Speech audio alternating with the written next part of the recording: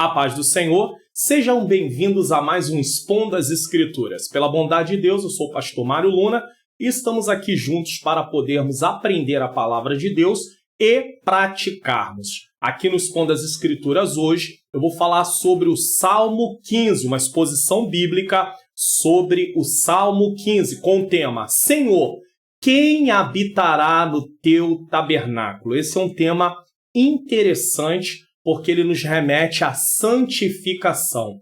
A Bíblia diz que sem santificação ninguém verá o Senhor. Então é sobre esse tema que vou tratar aqui hoje no Expondo as Escrituras. Vamos ler o Salmo de número 15. Senhor, quem habitará no teu tabernáculo? Quem morará no teu santo monte? Aquele que anda em sinceridade e pratica a justiça e fala verazmente segundo o seu coração. Aquele que não difama com a sua língua, nem faz mal ao seu próximo, nem aceita nenhuma afronta contra o seu próximo. Aquele cujos olhos o réprobo é desprezado, mas honra os que temem ao Senhor. Aquele que mesmo que jure com dano seu, não muda.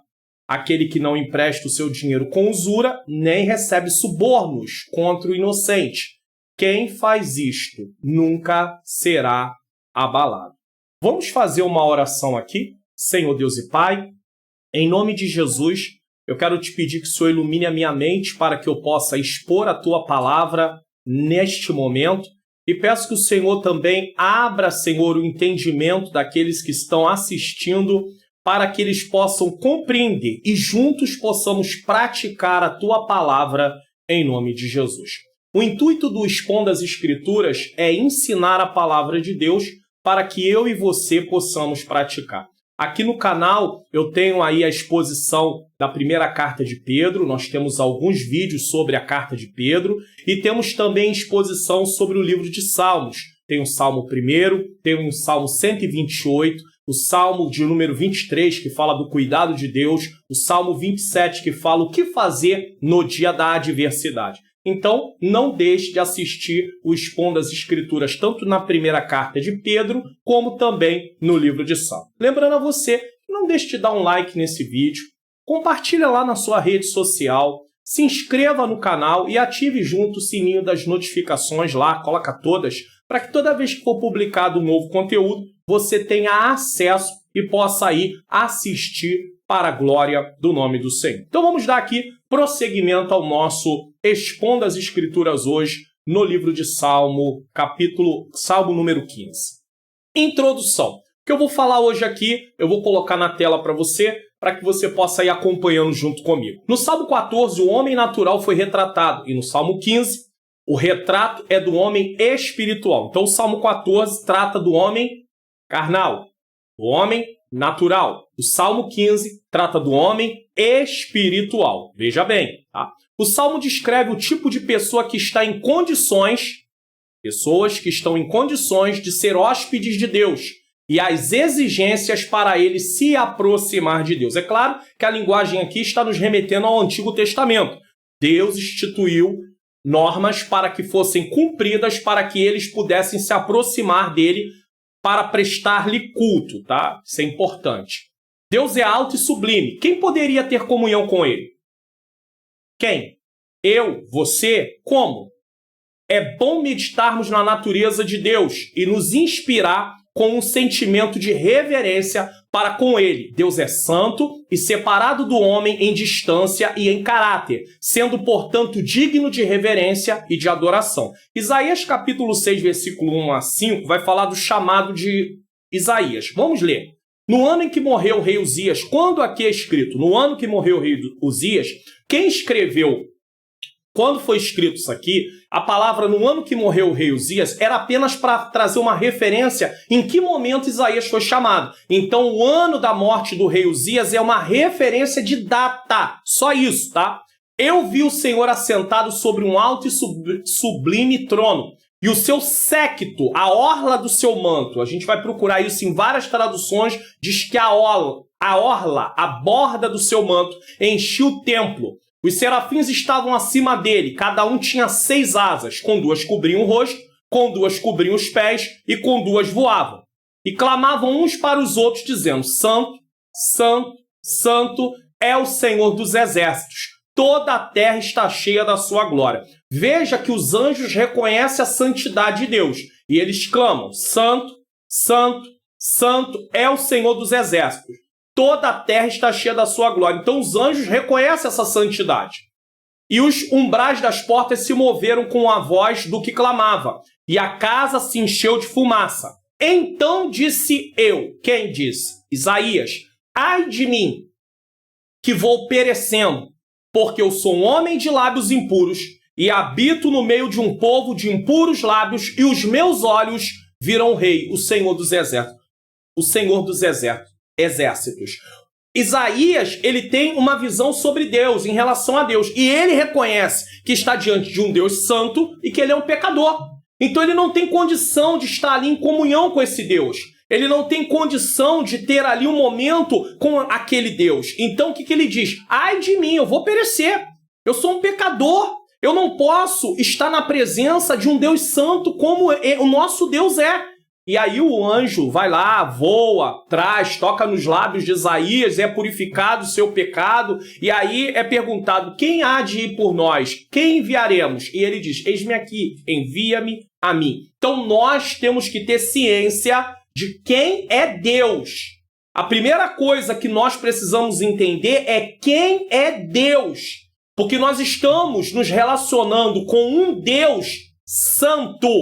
Um Deus que repudia o pecado, abomina o pecado. A vida de santidade apresenta esses dois lados. Ela envolve algumas abstinências e negações do eu. Por isso que Jesus disse assim: aquele que quiser ser meu discípulo, negue-se a si mesmo. Tome a sua cruz e siga. É preciso haver o quê? Renúncia. Ela também requer algumas características positivas e um serviço ativo. Ou seja, a santificação tem dois lados. Um lado negativo, se apartar do pecado. Um lado positivo, está consagrado a Deus e também pronto para realizar o serviço da sua obra. Tem muitos crentes que pensam que a santificação é só deixar de fazer alguma coisa que desagrada a Deus, mas ele não se propõe a prestar serviço na obra de Deus. Ele não se propõe a ser útil para o reino de Deus. E isso é errado.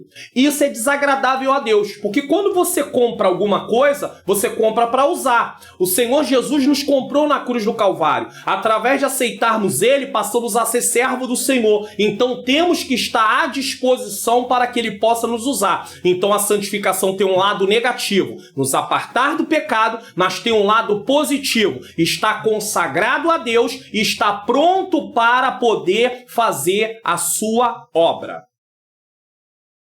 As características positivas de uma vida santa. Nós vamos ver isso em Salmos 15, versículo 1 e versículo 2. O que devemos fazer? Vai falar disso. Salmo 15, 1. Senhor, quem habitará no teu tabernáculo? É uma pergunta. Quem morará no teu santo monte? Tabernáculo, o tabernáculo. Na sua pergunta, o escritor inspirado interroga quais são as condições segundo as quais Deus oferece hospitalidade. Então, quem vai morar no seu tabernáculo? Habitará sugere permanência, significa viver e permanecer. Então, não é uma coisa só de você ir lá, visitar e vai embora. Não. Habitar tem a ver com estar no local. Permanecer no local. Estar ali naquele lugar. É disso que o salmista está falando. Habitará sugere permanência, significa vir e permanecer. Sabe o que isso nos lembra? O Salmo 91. Aquele que habita, habitar, é estar, é morar, é permanecer, é comunhão constante. Aquele que habita no esconderijo do Altíssimo, à sombra do Onipotente descansará. Qual indivíduo poderia chegar ao lugar do culto e ser admitido na adoração santa? Ele precisava ter certas qualificações morais para entrar naquele lugar. Então, nós vamos ver aqui que para entrar no lugar de adoração, de cultuar a Deus no templo, Não era qualquer pessoa que poderia fazer isso. Ele teria que passar pela cerimônia a nível dos sacrifícios, ter a parte cerimonial de estar limpo, purificado. Então ele não podia se apresentar a Deus de qualquer maneira, de qualquer forma. Se eu e você podemos hoje nos apresentar a Deus, é por causa do que Jesus Cristo fez por nós na cruz do Calvário. Vamos entender isso melhor no decorrer dessa mensagem. Mas nós não podemos achar que temos o direito, no sentido assim, não, eu tenho direito. Não, esse direito foi conquistado por Jesus na cruz do Calvário. Então, nós entendemos a questão do tabernáculo. O santo monte agora. Morar é estar em casa, é ser um membro da família. Ninguém pode nos tirar a força dessa morada, a não ser nós mesmos. Deus não toma a salvação de ninguém. Nós devolvemos a salvação através das nossas atitudes. Deixamos de servir ao Senhor. Abandonamos a nossa fé. Ao abandonarmos a nossa fé, nós estamos deixando a salvação de lado. Estamos virando as costas para a salvação que nos foi oferecida. Então ninguém pode nos tomar. Somos nós que devolvemos. É claro, uma linguagem aqui figurada. Ou seja, nós rejeitamos a salvação. Quem é digno de ser cidadão de Sião, a cidade de Deus? Quem é digno?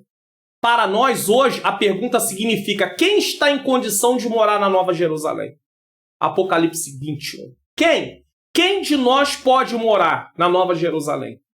Quem pode adentrar a Nova Jerusalém?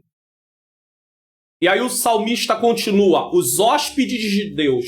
Porque morar e habitar passa a falar de ser hóspedes de Deus. É aquilo que Davi fala no Salmo de número 23. Prepara uma mesa perante mim na presença dos meus inimigos, unge a minha cabeça com óleo e o meu cálice transborda. O Salmo 23, que tem aqui no canal, no Expondo as Escrituras, na parte de Salmos, ele trata do cuidado de Deus. Então é o seguinte: assim como o pastor cuida das suas ovelhas, assim Deus cuida do seu povo. E ele vai falar do cuidado de Deus. Primeiro ele mostra o cuidado de Deus no exemplo do pastor cuidando das ovelhas. Depois ele mostra o cuidado de Deus mostrando o anfitrião cuidando dos seus hóspedes. Do seu hóspede na sua casa. É a mesma coisa que o Salmo 15 aqui está falando. Ele está mostrando nós como hóspedes de Deus. De acordo com a hospitalidade do Oriente, o hóspede é protegido de qualquer dano. Ele não seria ali colocado em perigo. O hóspede de Deus muito mais acha a proteção de todos os inimigos e participa das generosas provisões que são servidas aos que ali habitam. Lembra em Gênesis da história que Ló estava ali em Sodoma e Gomorra? E de repente os anjos vão à casa de Ló e aí aqueles homens cruéis daquela cidade, eles querem que aqueles homens sejam tirados para fora, e Ló chega ao ponto de oferecer suas 2 filhas virgens para que aqueles homens não fizessem mal aos seus convidados. Isso é hospitalidade, é estar pronto para sofrer o dano, para proteger aqueles que estavam ali debaixo do seu teto. No Oriente isso era muito comum, uma proteção, estava debaixo de uma cobertura. Agora imagine você ser hóspede de Deus. Que coisa linda! Que coisa maravilhosa é podermos estar na presença de Deus, é sermos hospedados pelo próprio Deus. Essa hospitalidade enquanto estamos aqui na terra é a comunhão com Deus. Nós temos comunhão com esse Deus maravilhoso. Essa comunhão é rompida por qualquer dos atos maus descritos nesse salmo. Não só nesse salmo, mas na palavra de Deus como um todo. E só o arrependimento e o perdão da parte de Cristo podem restaurá-la. Não se volta a ter comunhão com Deus apenas tendo feito alguma coisa errada e achando que está tudo certo. Não está tudo certo. É preciso ter um arrependimento sincero, não remorso. Porque arrependimento e remorso são coisas diferentes. Arrependimento tem a ver com aquele coração que se sente arrependido por ter ofendido a Deus. Agora, remorso tem a ver com aquele sentimento de tristeza por causa do que vai acontecer pelo que cometemos. Então a gente não está preocupado com Deus, nós estamos preocupados com nós mesmos, conosco. Agora, o arrependimento se preocupa em ter ofendido a Deus. Como disse Davi, contra ti, Senhor, apenas contra ti pequei. Davi não estava preocupado com o que lhe iria acontecer naquele momento. Davi estava preocupado com o pecado que ele havia cometido diante de Deus. Então aqui nós estamos aprendendo quem vai morar no tabernáculo do Senhor. Quem é que tem condição para isso? Estamos aqui aprendendo no Expondo as Escrituras para que venhamos aprender e poder colocar o que? Em prática. É um ensino, é um estudo sobre o Salmo 15, é uma pregação sobre o Salmo 15, né? Pregação sobre o Salmo 15, estudo sobre o Salmo 15, até mesmo um esboço está sendo dado aqui, o ponto a ponto, para que você vá olhando e falando, olha, eu tenho que seguir por aqui e aqui, mas eu dependo de Jesus, eu dependo de Jesus, eu dependo de Jesus, eu dependo de Jesus. Deus descreve as condições para essa comunhão que depois da morte passará a ser inefável comunhão eterna no céu. Aí nós teremos a vida eterna. Quem quiser andar em comunhão com Deus precisa sujeitar a vontade de Deus, os pés, as mãos, o coração, a língua, os ouvidos e os olhos. O que isso quer dizer? Quem quiser ter comunhão com Deus precisa ter todo o seu corpo a serviço do Senhor. 1 Tessalonicenses 5:23. Isso aqui é importante dizer, tá? Os hóspedes de Deus devem se conformar aos seus padrões no comportamento, no pensamento, no serviço cristão. Inclusive, eu queria até ler para vocês 1 Tessalonicenses 5:23. Deixa eu ler aqui para vocês. Eu não coloquei na tela, mas deixa eu ler 1 Tessalonicenses 5:23. É um texto muito conhecido, mas eu vou ler aqui na tela, que diz assim: e o mesmo Deus de paz vos santifique em tudo. Está falando também de santificação. E todo o vosso espírito, alma e corpo sejam plenamente conservados, irrepreensíveis para a vinda do nosso Senhor Jesus Cristo. A parte de uma vida santificada é buscada por nós, a santificação é buscada por nós. Nós buscamos, mas quem opera a santificação na nossa vida é o Espírito de Deus. E ele usa para nos trazer o entendimento do que precisamos buscar a palavra de Deus. Então, nesse salmo aqui, nós vamos aprender coisas que devemos fazer e coisas que não podemos fazer se somos filhos de Deus. Salmo 15, versículo 2. Aquele que anda, vamos aprender agora, aquele que anda em sinceridade e pratica a justiça e fala verazmente segundo o seu coração. Então, aquele que anda em sinceridade, primeiro ponto que eu devo fazer, andar descreve um curso habitual de vida. Aquele que anda em sinceridade é a mesma linguagem usada em Gênesis 17:1, em que Deus disse a Abraão. O que Deus disse a Abraão? Anda em minha presença e ser perfeito. A palavra significa perfeito, sincero, sem culpa, singeleza de coração e destituídos de astúcia ou artifícios pecaminosos. O Novo Testamento apresenta uma boa descrição sobre isso. Então você vai ver aqui que é andar em sinceridade. O oposto da sinceridade é a hipocrisia, que tem a ver com uma máscara, com teatro, com disfarce. Eu não tenho como disfarçar diante de Deus, mas eu tenho como disfarçar diante dos homens. Então, está sendo alertado que nós precisamos andar com sinceridade. Deus já sabe se eu ou você somos sinceros diante da presença dele, mas os homens não sabem. Então, Deus nos adverte, ande com sinceridade, não com hipocrisia.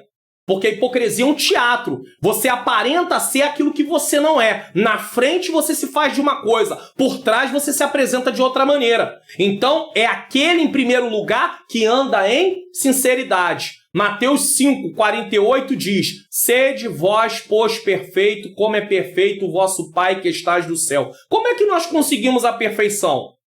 Buscamos a perfeição através de Cristo. Através de Jesus fomos posicionados para podermos agora ter comunhão com Deus. Estávamos mortos em delitos e pecados. Você já leu Efésios capítulo 2 a partir do versículo 1? Estávamos mortos. Uma pessoa morta não tem reação para as coisas espirituais. Se você, é claro que você não vai fazer isso, mas se você pegar um corpo morto e bater nele, ele não tem nenhuma reação. Estávamos mortos, mas hoje, em Cristo Jesus, nós recebemos vida. Nós não estamos mais mortos. Então nós podemos buscar em Cristo a perfeição que Deus está requerendo de nós. Não vamos ficar perfeitos aqui nessa terra, mas estamos num processo de santificação. Agora, quando Jesus voltar, receberemos um corpo glorificado. Aí sim a perfeição estará em nós no sentido de não termos mais o pecado em nossa natureza. Mas enquanto estamos aqui, precisamos buscar uma vida de santificação. Lembre-se de uma coisa, você não produz santificação, você busca santificação. Você aprende na palavra o que Deus quer para a sua vida, para a minha vida, e nós buscamos essa santificação. E o Espírito Santo vai nos transformando dia após dia. Não podemos deixar de buscar, porque senão a antiga natureza, ela começa a nos influenciar e daqui a pouco estaremos vivendo novamente na prática do pecado. Segunda coisa, tá? Então, a primeira coisa é andar em sinceridade. Segunda coisa, pratica a justiça. A conduta externa deve ser justa. Justiça significa ser correto, de acordo com a lei, obedecer aos mandamentos contidos na palavra de Deus. Isso é justiça, é ser correto de acordo com a lei de quem? A lei de Deus. Não é a lei que eu acho, não é a lei que eu penso. O livro de Juízes termina com uma expressão, uma frase, dizendo que cada um fazia aquilo que parecia reto aos seus olhos. Está aqui. Deixa eu dar uma olhada aqui rapidamente para poder apenas dar o texto certinho para você. Juízes, para você ter aí, né? Juízes, capítulo de número 21, se não me falha a memória, versículo 25. Vamos ver se é isso mesmo, tá? Se não for, eu corrijo agora, nesse exato momento. Juízes, capítulo 21, versículo 25, diz assim: naqueles dias não havia rei em Israel, porém cada um fazia o que parecia reto aos seus olhos. Então, eles não faziam aquilo que tinha sido estabelecido por uma liderança. Eles faziam aquilo que eles achavam reto aos seus próprios olhos. Então, a justiça não é praticar o que você acha certo. É praticar o que a palavra diz que é certo. Então, cuidado para você não ter a sua própria justiça. É por isso que o texto lá de Mateus capítulo 6, 33 vai dizer: buscai primeiro o reino de Deus e a sua justiça. Então Deus quer que priorizemos o reino e priorizemos uma vida de justiça que recebemos através de Cristo. A justiça de Cristo foi imputada sobre nós. Ele foi cravado sobre ele os nossos pecados. Isso, claro, quem aceita Cristo como Senhor e Salvador. E sobre nós é imputado a sua justiça. Então, se é imputada a justiça de Jesus na nossa vida, precisamos agora buscar uma vida de justiça, andar de acordo com aquilo que a palavra de Deus requer de nós. E fala verazmente segundo o seu coração. Então ele tem sinceridade, ele anda em justiça e ele fala com verdade. A verdade nos lábios é importante, a verdade no coração é muito mais importante. Deve haver veracidade em sua conversação, de modo a não falar qualquer falsidade ou duplicidade. Será que eu e você não temos falado coisas que não é o que está no nosso coração? Será que nós não somos aquela pessoa que temos duas palavras? Lembra que a Bíblia diz sim, sim, não, não? Ou é sim ou é não. Mas não pode dizer uma hora que é sim e por trás dizer que é não. Ou dizer que é não e por trás dizer que é sim. Precisa não ter falsidade ou duplicidade. Tem pessoas que tratam alguns de uma forma, outros de outra. Não, não é assim que deve ser feito. O salmista sabia que Deus deseja a verdade no íntimo. Salmo 51, 6 e 7. Vamos ler na Nova Versão Transformadora. É uma tradução da Bíblia, NVT. Tu, porém, desejas a verdade no íntimo e no coração, me mostras a sabedoria. Então Deus almeja que nós andemos na verdade, no íntimo e no nosso coração. Purifica-me de minha impureza e ficarei limpo. Olha, ele pedindo a Deus para purificar. Você está vendo? Não somos nós que nos santificamos, é o Senhor, através do seu Espírito que nos santifica, e ele usa a palavra de Deus para fazer isso, tá? Ficarei limpo, lava-me e ficarei mais branco que a neve. Você não pode se lavar, você não pode se purificar. O que purifica você é o Senhor, através do seu Espírito Santo. É por isso que nós precisamos viver uma vida de comunhão com Deus. De relacionamento com Deus. Primeiro entendemos quem Ele é santo, Ele é digno de toda honra, de toda glória, de toda adoração, Ele é o Criador do céu e da terra, entendemos. Também entendendo o que Ele fez por nós. Ele deu Jesus para morrer na cruz do Calvário para nos salvar. Uma vez que você entende quem Deus é e você entende o que Ele fez, nos resta nos entregar a Ele e dizer a Ele quão maravilhoso Ele é. O amá-lo, o relacionamento com base no amor. Uma vez que você você ama, você quer obedecer. Você quer fazer tudo para agradar. Num relacionamento de homem e mulher, quando há amor, as pessoas não querem fazer coisas para agradar um ao outro? A mesma coisa como comparação, tá? Como comparação, não é um relacionamento de marido com esposa, mas como comparação, apesar que é colocado também de forma figurada, o relacionamento de Cristo e a igreja como o relacionamento de um homem e uma mulher. Então, como comparação, nós precisamos nos relacionar com Deus por amor. E como é que eu vou amar o Senhor? Se eu, de fato, reconhecer quem Ele é e o que Ele fez pela minha vida. Então, nós estudamos as características positivas de um viver santo anteriormente. Versículos 1 e 2. Agora, nós vamos estudar as características negativas, é o lado negativo da santificação. O que eu não devo fazer? Lembra que no início da mensagem eu falei para vocês que a santificação tem dois lados, um positivo e outro negativo? Do lado negativo nos afastamos do pecado, do lado positivo somos consagrados a Deus e vivemos para fazer o serviço na obra dele. Então agora vamos tratar do lado negativo, o que não devemos fazer. Salmo 15:3. Aquele que não difama com a sua língua, nem faz mal ao seu próximo, nem aceita nenhuma afronta contra o seu próximo. Nós temos três coisas aqui. Não difama, nem faz mal ao seu próximo, nem aceita nenhuma afronta contra o seu próximo. Não difama. Não difama com a sua língua significa literalmente, ele não pronuncia calúnia com a sua língua. Tiago capítulo 3 vai tratar muito bem dessa temática da língua, que o homem não consegue controlar a sua língua, tem que ter cuidado com a língua. Inventar ou passar adiante histórias que são injuriosas e denigrem a reputação de outra pessoa é considerado pecado que não tem lugar na vida dos cidadãos de Sião. Não tem.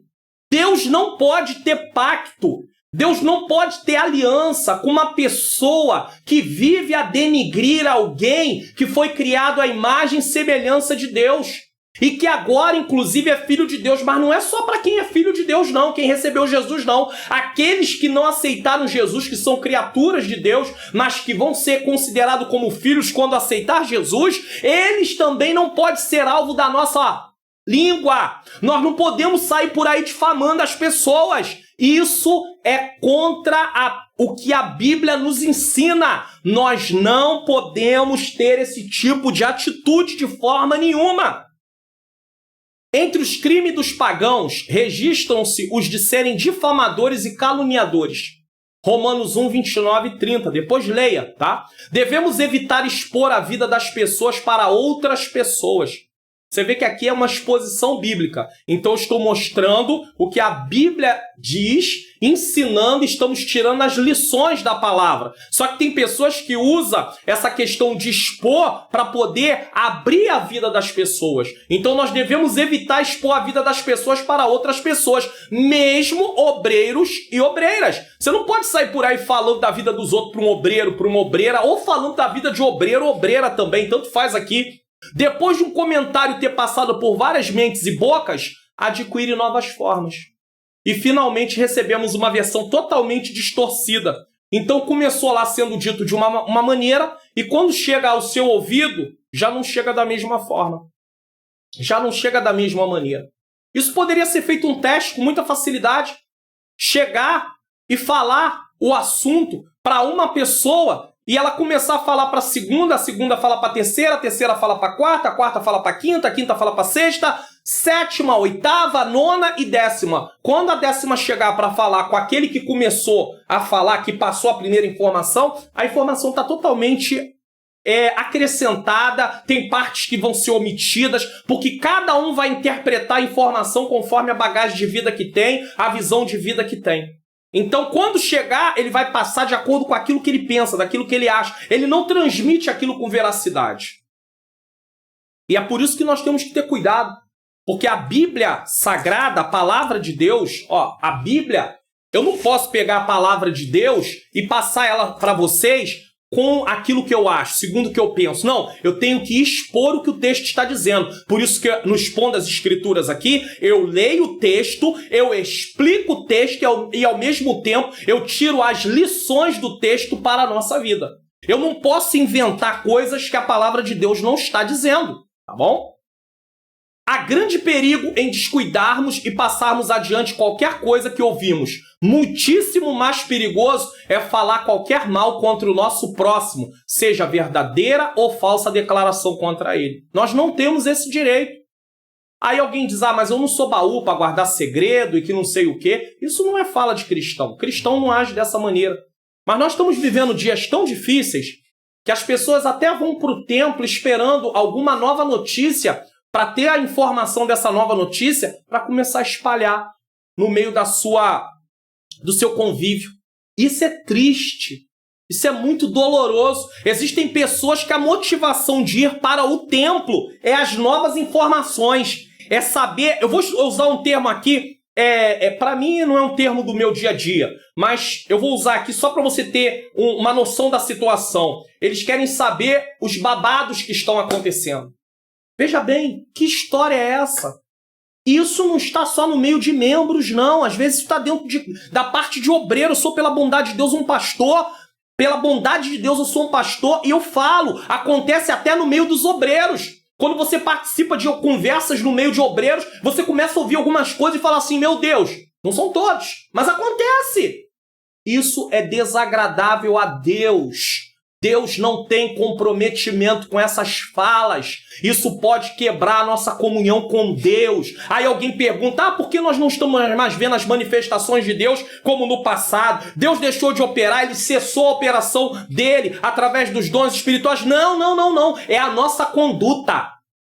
É a nossa vida irregular com Deus que está impedindo a sua operação e a sua manifestação de uma forma mais frequente, de uma forma mais abundante. É a nossa conduta que faz isso.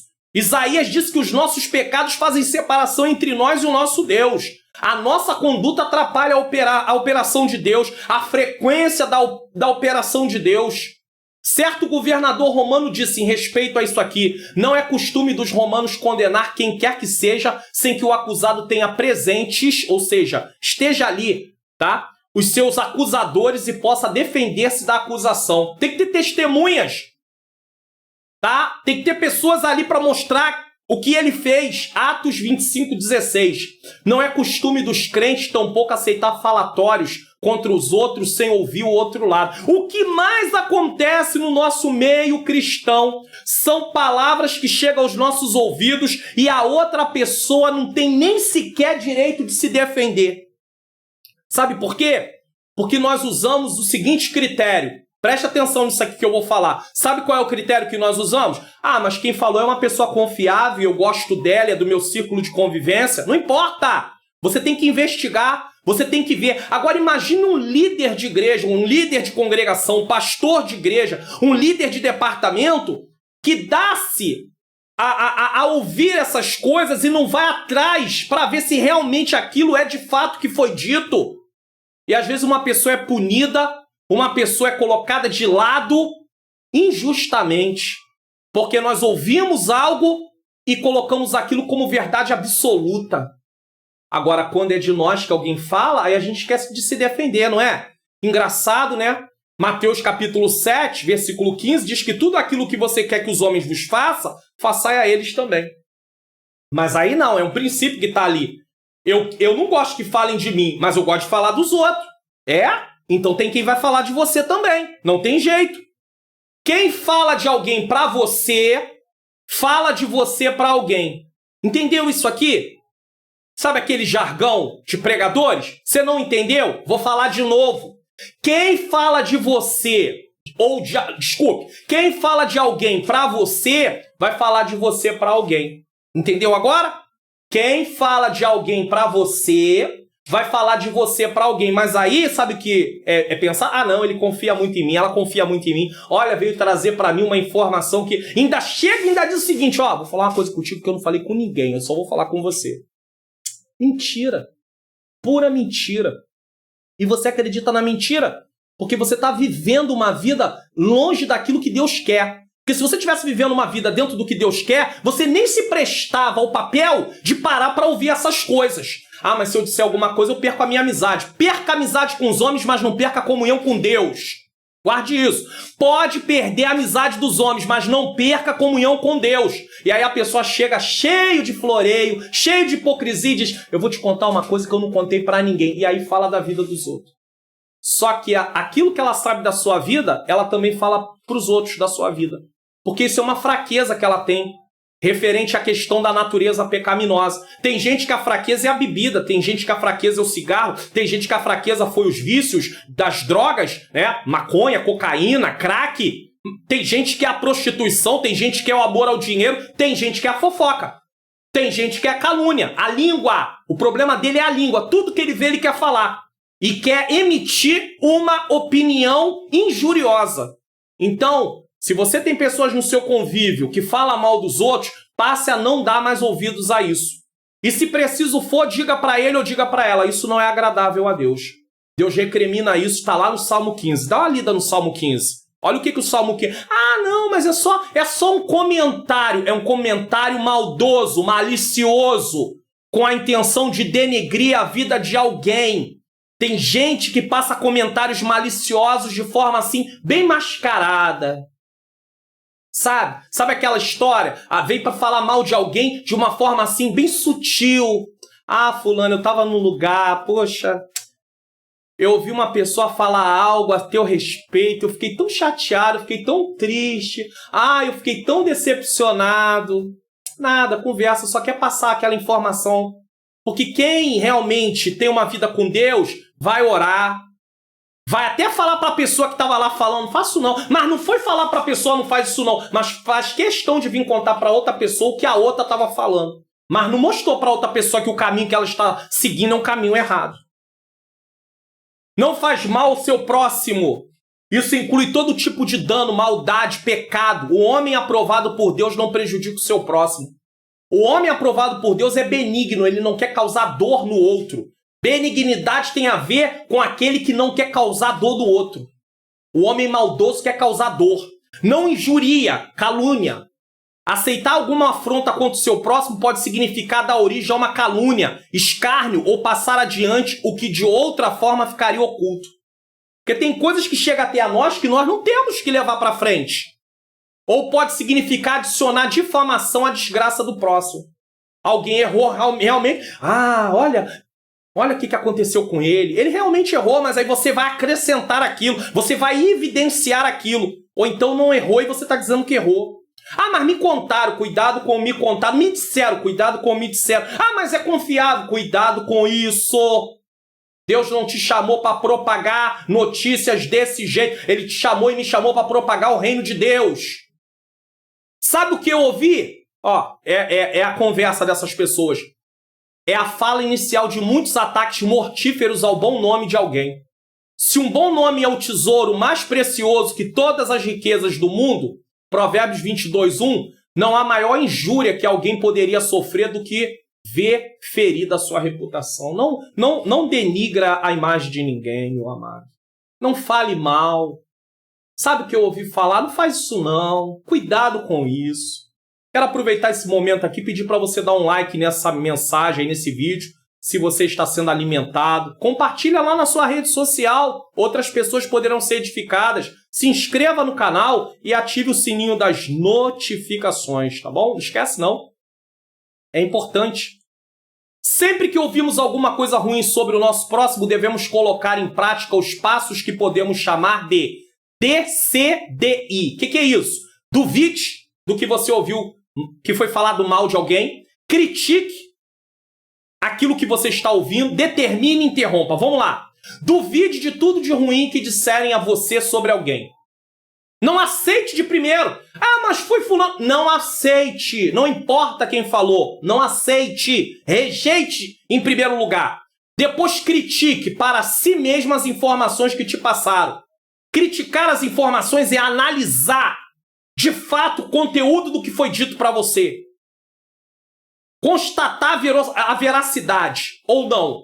Depois você vai determinar o que fazer com as informações. A grande questão é a seguinte: contaram para você que alguém caiu em adultério. Você fez um levantamento de uma forma, claro, de uma forma não diante de todos, mas você fez um levantamento e você descobriu que de fato, a pessoa realmente caiu em adultério. Agora você vai determinar o que vai fazer com essa informação. Muitos vão determinar o seguinte: vou contar para todo mundo. A pergunta é, no que isso vai edificar?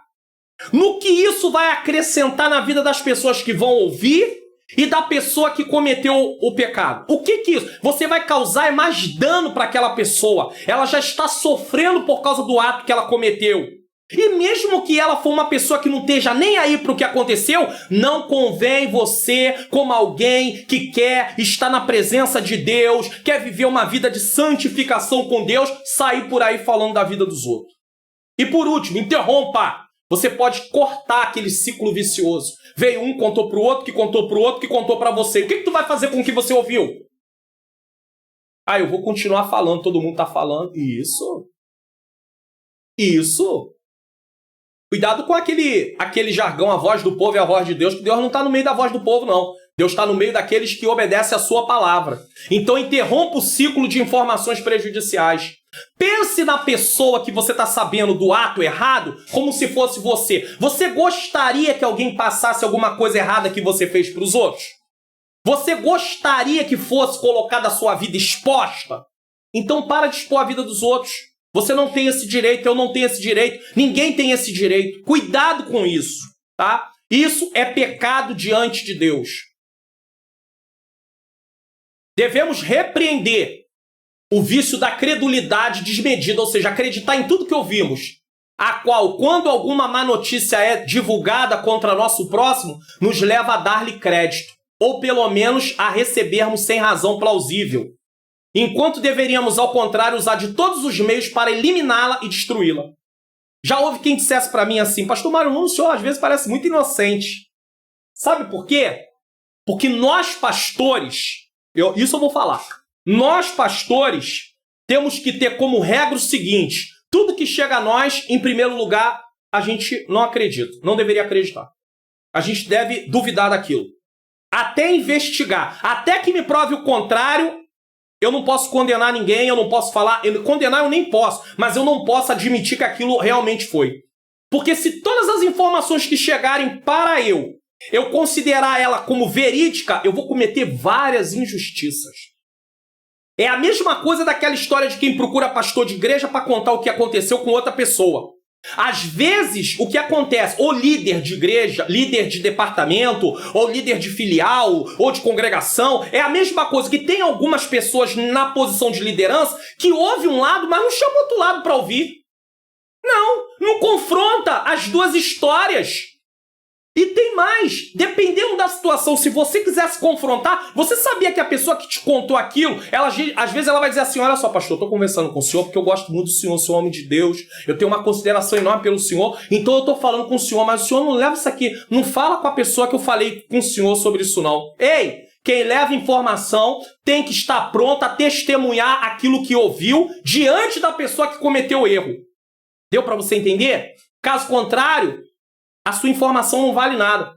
E tem muito líder que, se falar para a pessoa: vem cá, então eu vou fazer uma reunião, vou chamar ele, você fala isso que você está falando. Não, pastor, não, eu não quero me meter nisso não. Quer dizer, fazer fofoca você quer. Falar da vida alheia você quer. Mas você quer fazer isso nos bastidores. Você quer prejudicar as pessoas no oculto, no escondido. Você não quer botar a cara para dizer: não, ele falou. Ele fez. Não, por quê? Porque você não quer nenhum prejuízo para a sua vida. Você não quer ser confrontado também, porque às vezes parte do que você está dizendo não é verdade. Ou às vezes nada do que você está dizendo é verdade. E tem pessoas que se favorecem disso, por saber que algumas lideranças ou algumas outras pessoas vão dar crédito sem pesquisar aquilo. Falam e não vai dando nada. Aí nós estamos vendo uma igreja toda dividida em alguns momentos, cristãos que não querem falar. Tem unidade na igreja? Tem. Não estou aqui falando mal da igreja de Cristo, não. Mas há divisão no meio da igreja? Há. Mas por que há divisão? Porque tem quem alimenta essas conversas. Corte esse ciclo, acabe com isso. Quando alguém vier falar com você mal de alguém, fala: irmão, por que você está contando isso, irmão? Se coloca no lugar dessa pessoa. E se fosse a sua vida? Você gostaria de eu estar aqui diante de alguém falando da sua vida? Leia o Salmo 15, irmão. Cuidado. Deus, leia Provérbios 6. Cuidado. Deus não se agrada disso de forma nenhuma. Salmo 15, 4. Versículo 4. Aquele cujos olhos o réprobo é desprezado, mas honra os que temem ao Senhor. Aquele que mesmo que jure com dano seu não muda. Não fecha os olhos para o pecado. Então, nós não podemos fechar os olhos para o pecado. Aquele cujos olhos o réprobo é desprezado, significa literalmente, desprezado em seus olhos é o réprobo. Homem malvado. O que é um réprobo? Um homem malvado. Ou pecador. O cidadão de Sião não se regozija com o registro da iniquidade. O cristão, o servo de Deus, nem fecha os olhos para o pecado e a conduta encoberta que viola a lei de Deus. A gente não pode. Nós temos que amar o que Deus ama e aborrecer o que Deus aborrece. Mas não. A gente não está nem aí para muitas coisas. A gente está amando o que Deus aborrece e desprezando o que Deus ama. Deus ama a sinceridade, a verdade, o amor. Mas aí a gente despreza o que Deus ama, o que Deus quer, e nós aprovamos o que Deus despreza. Aí não pode. Honra a quem merece honra. Então, primeiro, ele não fecha os olhos para o pecado. Ele não beneficia quem anda no erro. Honra quem merece honra. Devemos honrar os virtuosos sem levar em conta a sua posição social ou política, porque senão é acepção de pessoas.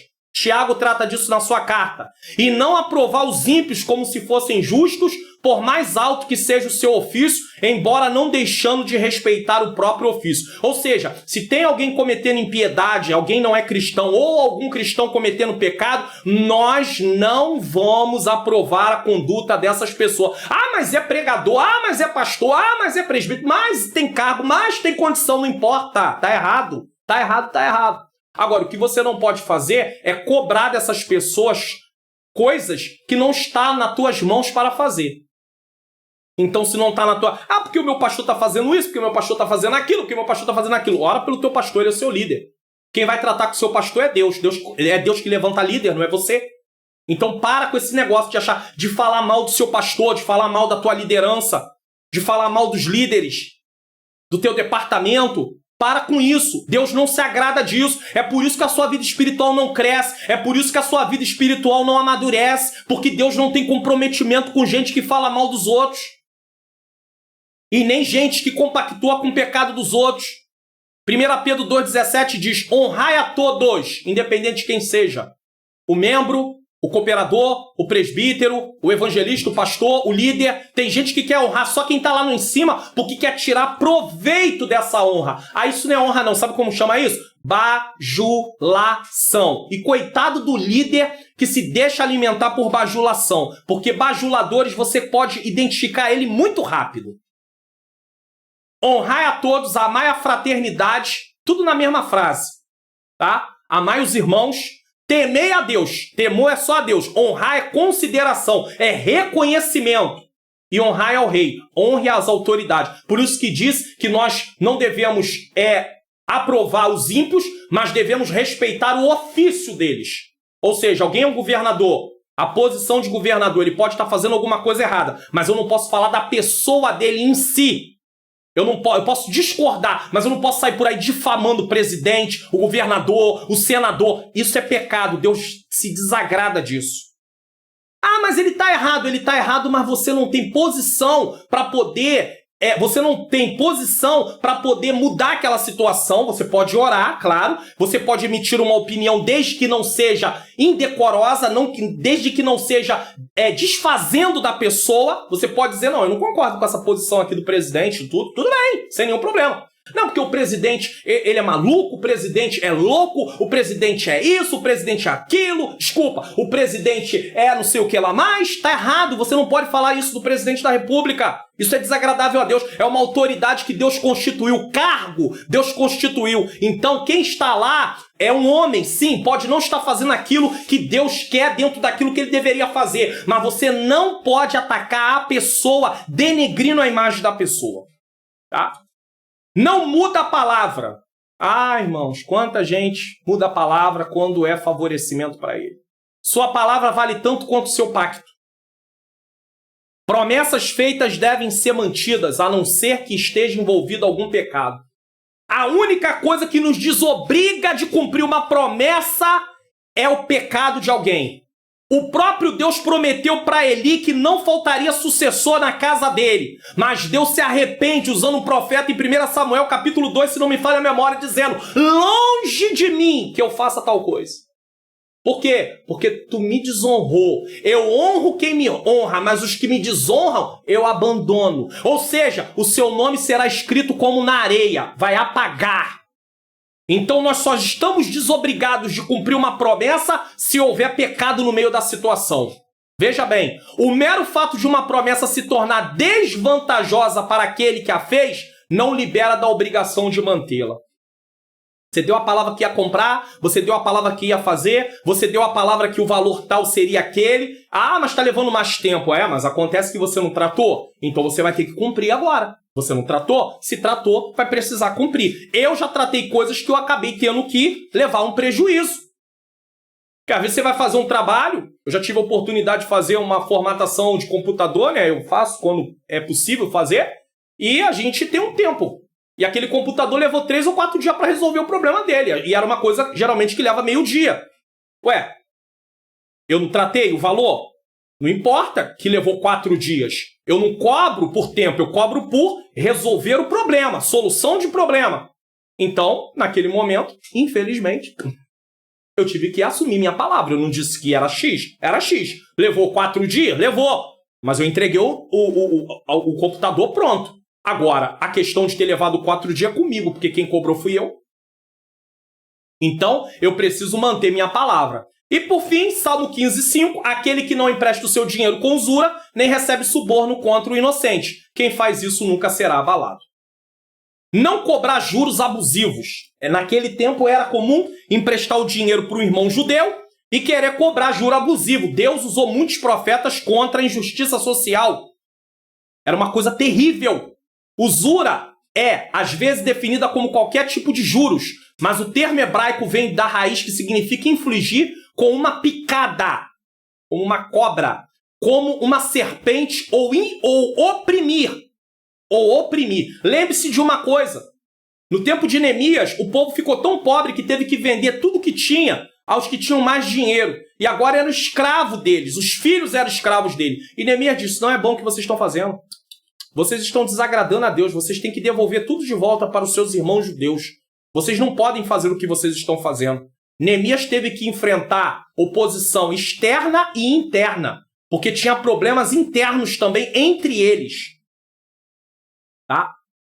Os juros comerciais dos tempos do Novo Testamento eram reconhecidamente legítimos. Era aceitável ter juros, sim.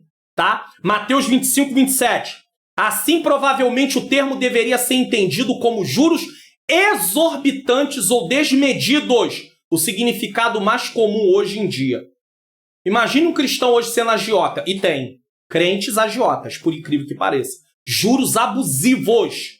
Agora, se você empresta o dinheiro para alguém e coloca lá uma taxa de juro corrente, não há nenhum problema, se for o caso de poder fazer assim, como também tem quem abra a mão do juro nesse sentido.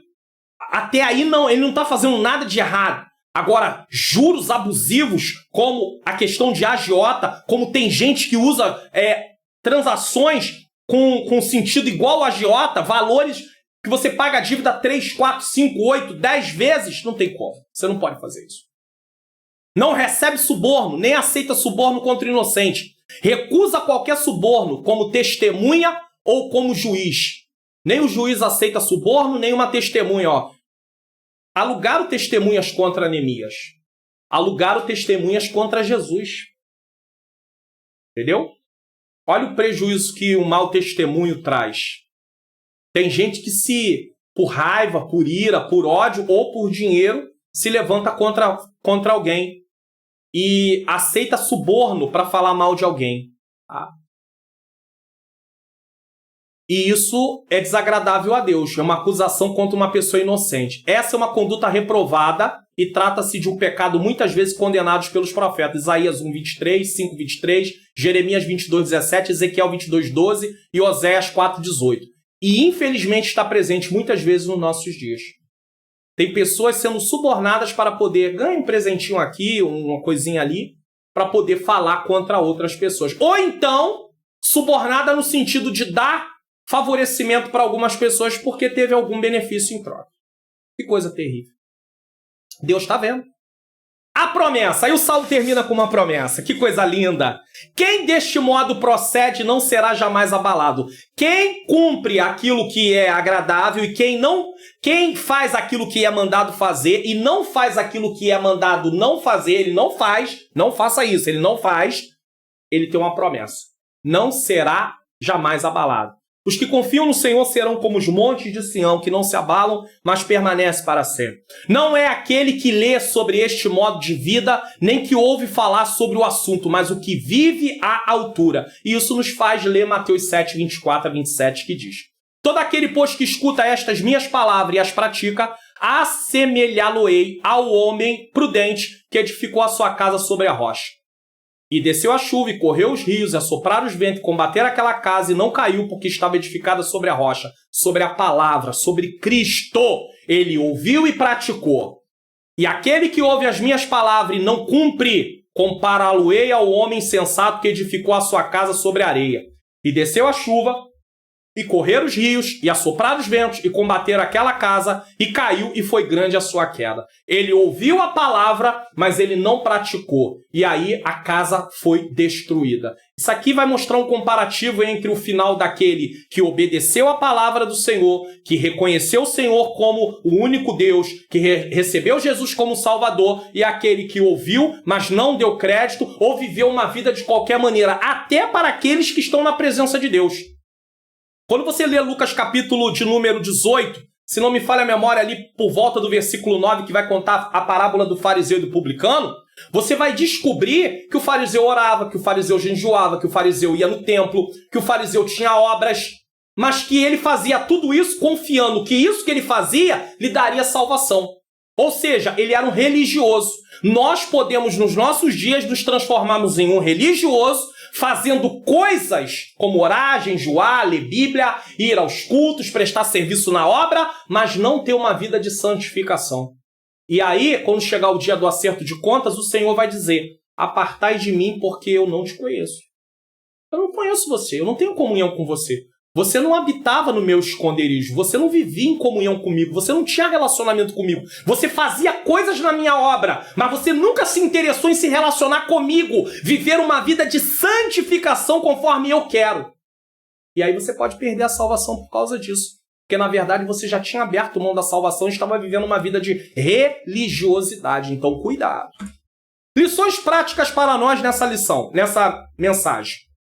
O tema, Senhor, quem morará no teu tabernáculo, nos faz refletir sobre quem pode ter acesso a essa comunhão eterna com Deus. Quem é que pode? Rapidamente podemos admitir que nenhum homem com suas próprias forças é capaz de cumprir as exigências contidas nesse salmo e em toda a palavra de Deus. Ninguém consegue cumprir tudo isso aqui com as suas próprias forças, com a sua própria vontade, porque ainda que ele conseguisse cumprir coisas, ele vai continuar culpado diante do tribunal de Deus, que ele precisa aceitar Jesus, que Jesus é o substituto. É ele que morreu na cruz do Calvário por nós. Quem pagou a dívida foi Jesus. Então tem que aceitar Jesus e confiar na obra de Cristo para poder ter uma vida de santificação e viver agradando ao Senhor. Por isso dependemos do que Jesus Cristo fez por nós na cruz do Calvário. Isso não quer dizer que você vai cruzar os braços e dizer: ah, não, Jesus já fez tudo, eu não preciso fazer nada, agora eu vou tirar uma soneca. Ah, eu vou descansar agora, eu estou cansado. Não. Não é isso que a palavra está dizendo, não. Está dizendo que você só pode ter uma vida de santificação por causa de Jesus ter feito o que ele fez na cruz do Calvário. E nós hoje não somos mais culpados no tribunal de Deus. Mas isso não quer dizer que nós não tenhamos que buscar uma vida de santificação, que nós não devemos orar, ler a palavra de Deus, viver uma vida em comunhão com Deus e com nossos irmãos. Não é, nós não podemos abrir mão disso. Mas isso que a gente faz não é para ser salvo, é porque nós já somos salvos. Em Cristo recebemos uma nova vida, não somos mais escravos do pecado. Por isso podemos buscar através de nossas atitudes agradar a Deus e cumprir seus mandamentos. Agora nós não temos desculpa, não somos mais escravos do pecado. Aprendemos que nossa justiça própria é incapaz de nos levar à presença de Deus, mas através da justiça de Jesus que nos foi imputada, recebemos o direito de sermos filhos de Deus, chamados para as boas obras, e temos uma herança que nenhum valor nessa terra é capaz de comprar. Foi comprada com o sangue de Jesus. Por isso, a resposta para o tema dessa exposição bíblica, no Expondo as Escrituras de hoje: Senhor, quem morará no teu tabernáculo? Aquele que entregou a sua vida a Cristo e não vive mais para si. Gálatas 2:20 diz: já estou crucificado com Cristo. Quer dizer, renúncia total.